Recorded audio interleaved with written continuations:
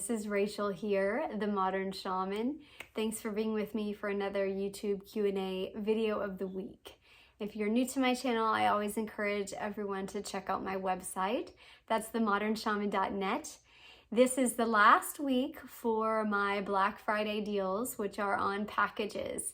If you're interested in buying a bundle of sessions, which you can use or you can share with your loved ones, that's a great resource that's going on just this month, the month of November. Every year, it's a once-a-year sale that I do, as well as beyond sessions. If you're interested in training, I have my bundle of the masterclass curriculum as well as the spiritual entrepreneurship bundle.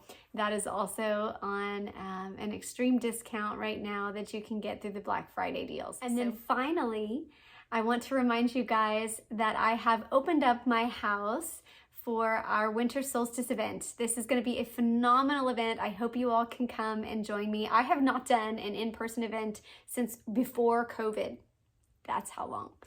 And I'm excited to really just be in y'all's presence and bring the power of community through our bodies, especially during this time when we are in connection with the cosmos on the winter solstice. So it's going to be a powerful time of eating, having communion together with like-minded spirits, having a clearing time through shamanic drumming and journeying together, and then a sound bath with gongs in the pool in the evening. So it will be an awesome time together. If you're interested in that, you can message me. You can reach out through my website, my social media sites. Reach out and we'll get you connected for that event. Okay, here's the question for today. It says, "Hi Rachel, thank you so much for this channel. I wanted to ask you about energy melding. You have mentioned that term in a few of your videos when you're describing your readings. I think I do this and I'm wondering how to control it." Energy melding, yes. I have a video in my masterclass teaching curriculum specifically on advanced shamanic energy melding and how to do that, how to do readings utilizing that technique, and it goes into further development of it. So if you're interested in like the training aspects of it, I would encourage you to go to my website, click on the portal that says to train with Rachel, learn with Rachel, and scroll through the various video modules until you find it's towards the end, because it is a master level curriculum technique. By master level, I just mean there's a lot of information that feeds into that, cumulative. In my masterclass teaching curriculum, it is a cumulative curriculum that builds upon previous knowledge in a schematic fashion. So it's a higher level technique using previous information to strengthen the understanding of what it is that you're doing in terms of remote viewing, astral traveling, and kind of the movement and the control of your consciousness outside of your body. Maybe I should explain that a little more. Okay, let me break it down. So energy melding is a shamanic technique to where the practitioner moves their spirit out of their form and connects with another entity or energy, okay, and melds with their energy, so much so that you feel what they feel, you hear what they hear, you essentially are in a shared form. Now, this can be done by moving yourself into their body and melding inside of the body of the individual that you're reading, or animal. This is also done with animals, shape-shifting in these modalities, or it can be done outside in a unified space. You may also energy meld with a non-physical entity, an angelic entity, a higher self, a galactic being, what have you. So it's not necessarily limited to a human form or an animal form or a form of any kind. It can just be energy upon energy and the melding of that. What is unique about this modality of energy combination is that it essentially creates its own unified entity in that moment.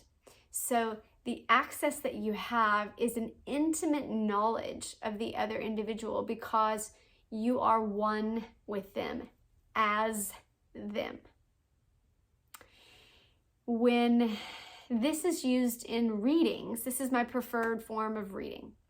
It is a very intimate type of reading. It is different specifically from psychic readings or mediumship that is done almost like playing telephone, where you are the intermediary or just the bridge of communication or the translator, where you're hearing information or receiving information through multidimensional channels, you translate it and you share it.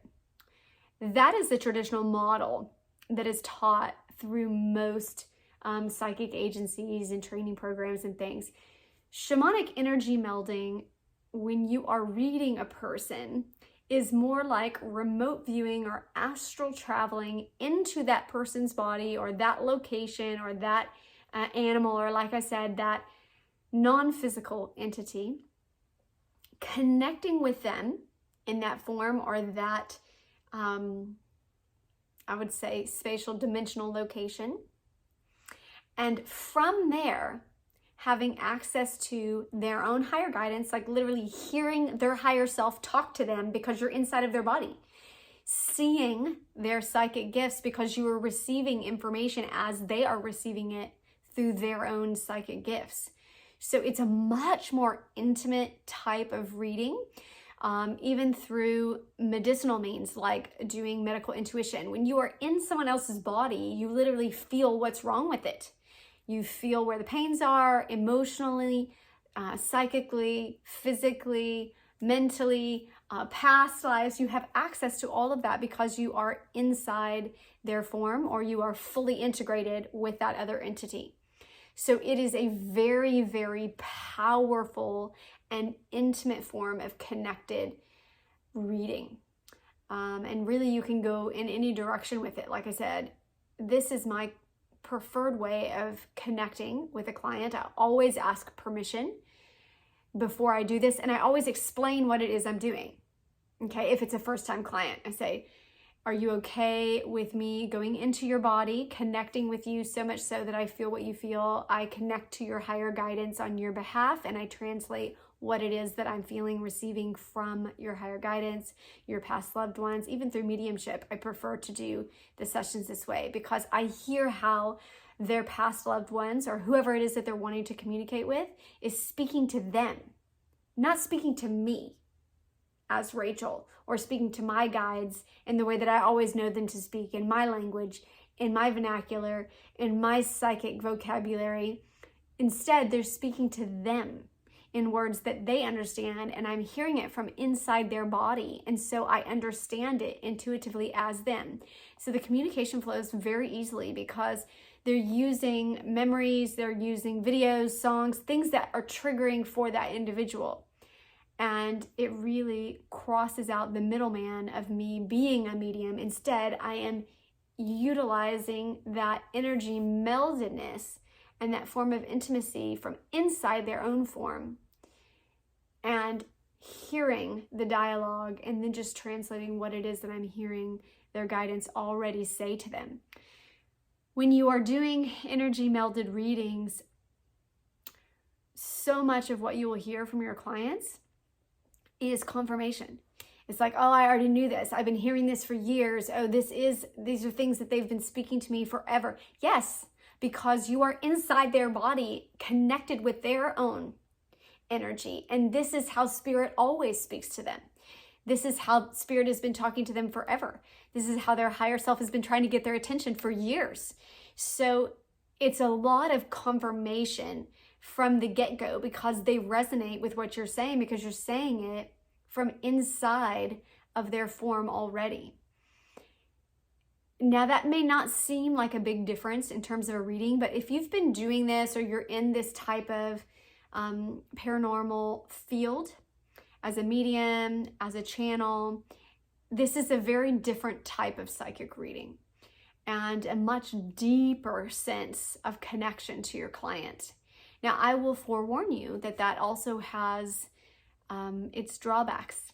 Because if you are doing medical intuition or healing, and I also like to do my shamanic healings like this, to where I'm in their body, I'm feeling what's going on, I'm feeling at the same time the responsiveness of their body to me healing them at the same time. So essentially, I am feeling the healing as I am giving the healing. There are multiple layers with which, as a practitioner, this is a more elevated technique. So it takes time to be able to practice this. It takes time to harness the layers and be able to differentiate and language through them, and to be able to utilize it while you're healing and not be overcome by the clearing. Because essentially your body, as the practitioner, while you're in an energy melded state, will start clearing for them, being used as a portal of sorts. So you may be throwing up while they're throwing up. You may be feeling the convulsions of that cancer fighting back in your own body as you are trying to heal and clear out cancer cells within their own body. It is a very intense physical type of healing for you as a shamanic practitioner if you are practicing this for medical intuition or for shamanic healing and energy clearings. All that being said, it is also, in my opinion, very powerful. And because of that utilization of two bodies at once, the power is magnified in the clearing and in the healing. And like I said, it's my preferred method because of that utilization of the amplification of the energy. So the second part of your question is how to control it. Now, this is a big one because it will be different depending on how you as an individual are receiving information from spirit. Just like in our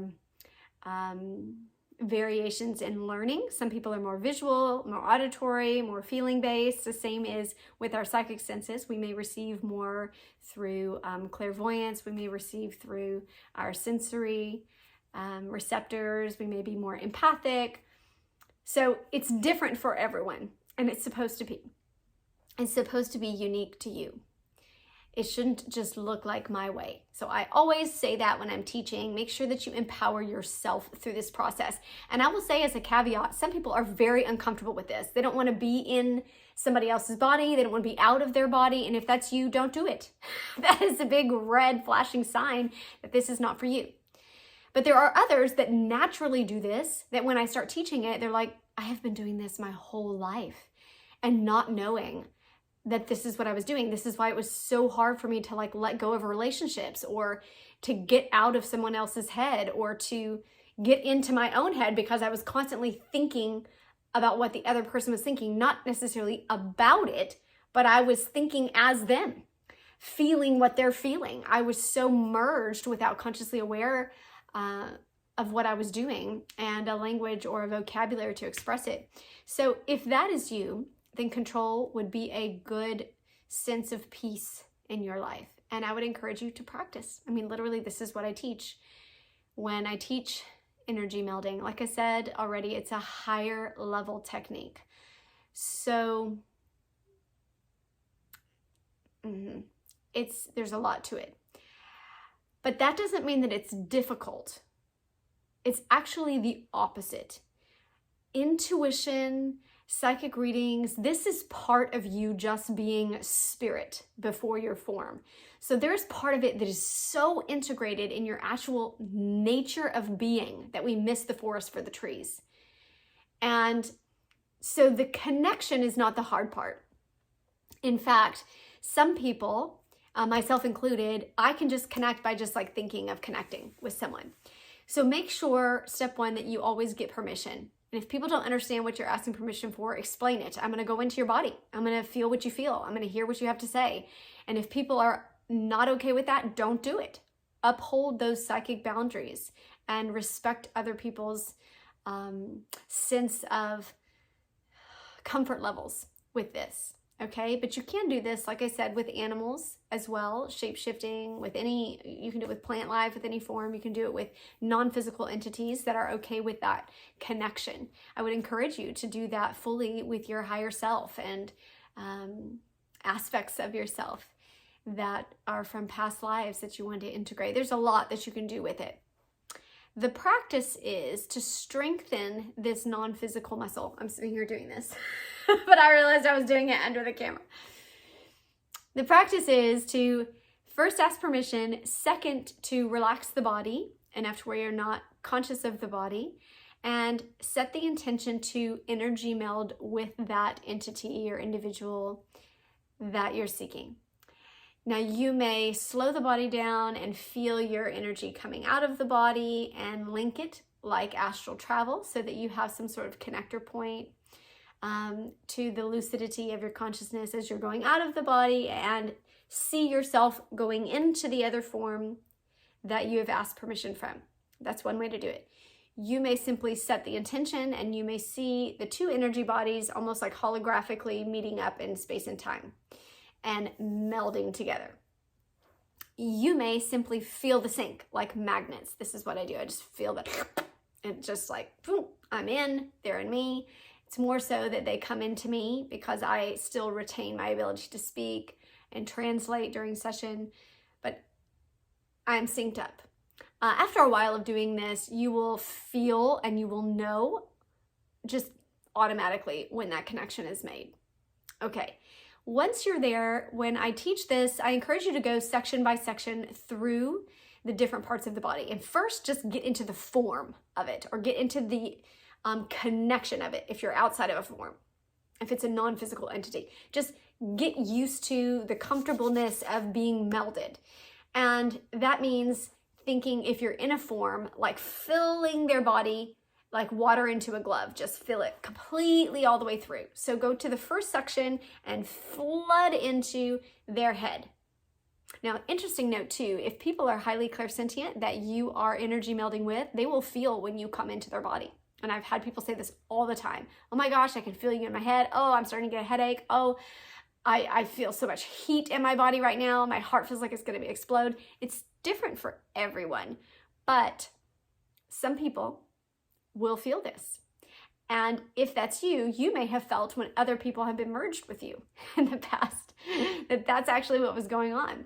Or when past loved ones or angels or those that come near and try to communicate, when their energy is actually melding with you and they're so close beyond form that you begin to feel it in the sensations of your body. Again, those are highly clairsentient people, but it happens. So when you first flood into the mind, you just get used to feeling what that feels like. Then you move into the truncated part of the body, from the head down to the pelvis, and just get used to being in their body. Then you move all the way down to the feet and kind of fill that section. As you're doing that, you're noting what it feels like to be them. Specifically, if it's an animal, if you're shape-shifting or you're working with animal communication or understanding this type of thing, or different life, different species. They may have a completely different form from you. If it's a galactic being, if you're on a different planetary sphere. So the familiarity with that body is fascinating, right? Animal and shape-shifting, these blew me away. Like what it felt like in the brain. Same with even just other people, other humans, like what their brain feels like, what it feels like to have kind of this ADD mind or an autistic process in the brain. It's just fascinating. And the possibilities are endless with that. Just letting yourself sit for a prolonged period of time in the brain of another and feel and try to describe the way the activity happens. Some people, it pops around like popcorn popping in a bag. Other people, it's very, very linear. Some people, it's very robotic, right? Or like gears. Some people, I mean, it's just different for everyone. It is not the same. Like our brains do not all function the same and we do not process the same. Same with our heart. I mean, you could literally go through every organ in the body and just familiarize and just practice that. In terms of medical intuition, this is a phenomenal practice for us to familiarize ourselves with other people's forms, processes, and organs. and how that works. And then once you've done that, I encourage you to do a section at a time, write it down. A section at a time, write it down. When we go through the process of taking a piece of paper and writing down the information we get, we ground that information. So it takes something that's in the non-physical realm, the spiritual, the etheric, this kind of highly loose realm, and it grounds it down into the material realm. It brings it into manifested form. So this is really helpful for especially highly charged spiritual information that is more etheric and doesn't have a lot of gravity to the reality of that. This process, particularly paper, which is made from trees, it's very grounding. If you have a graphite pencil or lead-based pencil, and the minerals themselves, they also are very absorbent of energy. That is a natural phenomenon in terms of just the scientific physics of grounding energetic information. Now we do this with our electrical cords, all of that. So basically, write it down. You will get the most benefit out of that, and you will progress the most in your ability to integrate the information you receive, to speak clearly with communication, to understand it better when you write it down section by section. Then go through the mental body. What am I thinking? What is it like to think here? Okay, I talked a little bit about the brain, but it's not just the functionality of the brain. It's like, what am I literally thinking about? Am I thinking about my son? Am I thinking about what I'm going to eat next? Am I worried? Do I have anxious? This will bring up emotional energy. Write it down. Then move into the aspects of trauma. Looking when you're inside that body, do I have any trauma? Do I have any blockages? Do I have any health concerns? Do I have any past lives that are affecting me? You can really go in any direction with this.